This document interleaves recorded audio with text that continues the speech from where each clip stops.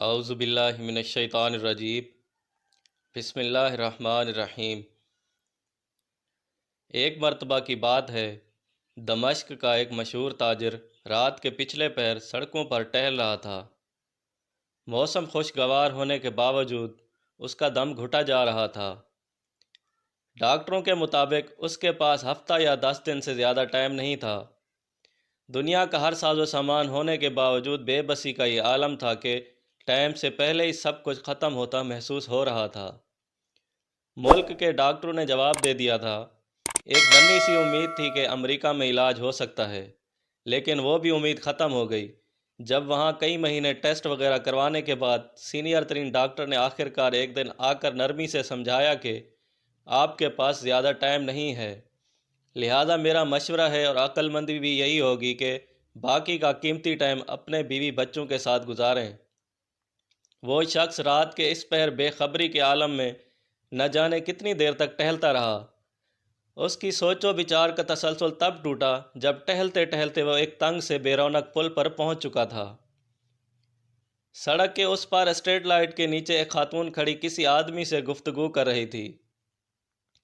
30 سال کے لگ بھگ خاتون کا انداز منت سماجت والا تھا، جبکہ بندہ کوئی اوباش قسم کا تھا جو کہ اس کی بات نہیں مان رہا تھا۔ چنانچہ اس کے چلنے کی رفتار خود بخود آہستہ ہو گئی۔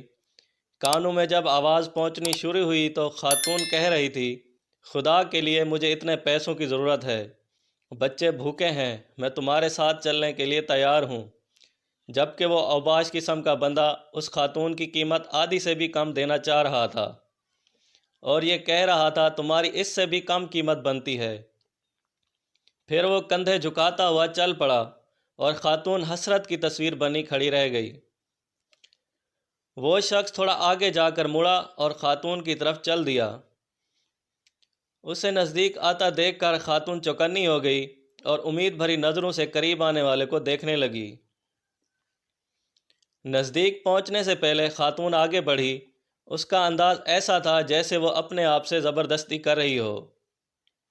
اس نے قریب پہنچ کر سلام کیا۔ خاتون نے مصنوعی مسکراہٹ کے ساتھ جواب دیا اور ٹٹولتی نظروں سے دیکھا اور تھوڑا قریب ہوتے ہوئے معنی خیز انداز بنا کر پوچھا، کیا موڈ ہے؟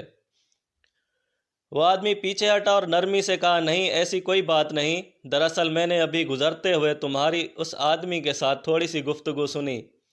مجھے بتاؤ میری بہن، تمہارا کیا مسئلہ ہے؟ اس طرح پوچھنا تھا کہ خاتون جو کہ مضبوط دکھائی دینے کی کوشش کر رہی تھی ایک دم سے روحانسی ہو گئی اور بولی، بھائی میں اس طرح کی عورت نہیں ہوں جو اس وقت گھر سے نکل کر سڑک پر کسی کا انتظار کرے، مگر میں بہت مجبوری کے عالم میں اس وقت اس جگہ پر کھڑی ہوں۔ یہ بات سن کر اس شخص کا دل پگھل گیا اور اس نے مزید نرمی سے کہا، دلوں کا حال تو اللہ ہی جانتا ہے، بہن مجھے بتاؤ کیا بات ہے؟ وہ بولی، میں ایک بیوہ عورت ہوں، میرے چھوٹے چھوٹے بچے ہیں، شوہر کو فوت ہوئے سال ہونے کو ہے۔ شروع میں تو پڑوسی رشتہ دار کچھ مدد وغیرہ کر دیا کرتے تھے، پھر آہستہ آہستہ سب نے ہاتھ کھینچ لیا۔ گھر میں راشن نام کی کوئی چیز نہیں ہے، کرایہ دار کا صبر بھی ختم ہو گیا ہے، اس نے کل شام تک کی آخری مہلت دی ہے، ورنہ وہ سامان کے ساتھ گھر سے نکال دے گا۔ میرے پاس اب اور کوئی چارہ نہیں رہا سوائے اس کے کہ آپ کو، یہ کہتے ہوئے اس کی آواز بیٹھ گئی۔ یہ سن کر اس شخص کی آنکھوں میں آنسو آ گئے۔ اس نے کہا، بس ٹھیک ہے بہن، کوئی بات نہیں۔ اور جب جیب میں ہاتھ ڈالا تو پتہ چلا کہ جیب میں جو رقم ہے وہ نہ ہونے کے برابر ہے، کیونکہ جس عالم میں وہ گھر سے نکلا تھا اسے تو ہوش ہی نہیں تھا۔ اس نے خاتون سے کہا، فی الحال یہ رقم رکھو اور مجھے اپنا ایڈریس بتاؤ، فکر کرنے کی کوئی ضرورت نہیں ہے، اپنے گھر جاؤ، انشاءاللہ سب ٹھیک ہو جائے گا۔ خاتون بے یقینی کے انداز میں اس کی طرف دیکھ رہی تھی، جیسے سوچ رہی ہو کہ اس پر بھروسہ کرے یا نہ کرے۔ چنانچہ اس شخص نے پھر سے یقین دہانی کرائی کہ تم جاؤ اور ایڈریس بتا دو بس۔ وہ خاتون اپنا ایڈریس بتا کے اور ایک طرف چل پڑی۔ تھوڑی دیر تک خاتون کو جاتا دیکھنے کے بعد وہ شخص مڑا اور واپسی کی طرف تیزی سے قدم اٹھانے لگا۔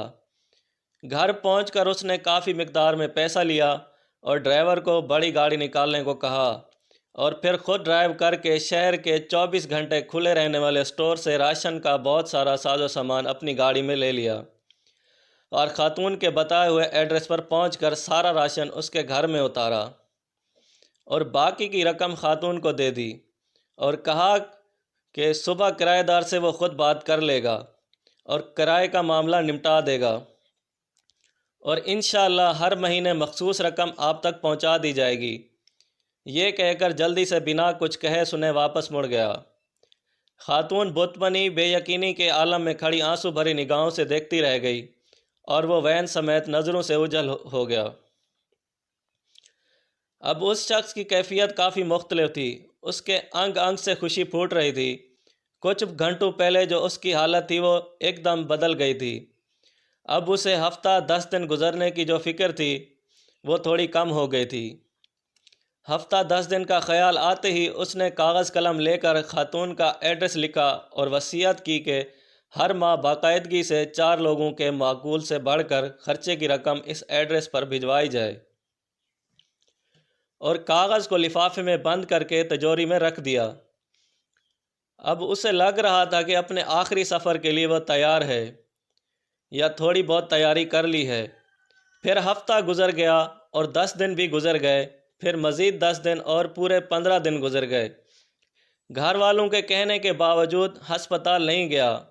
اس طرح کرتے کرتے 1 مہینہ گزر گیا۔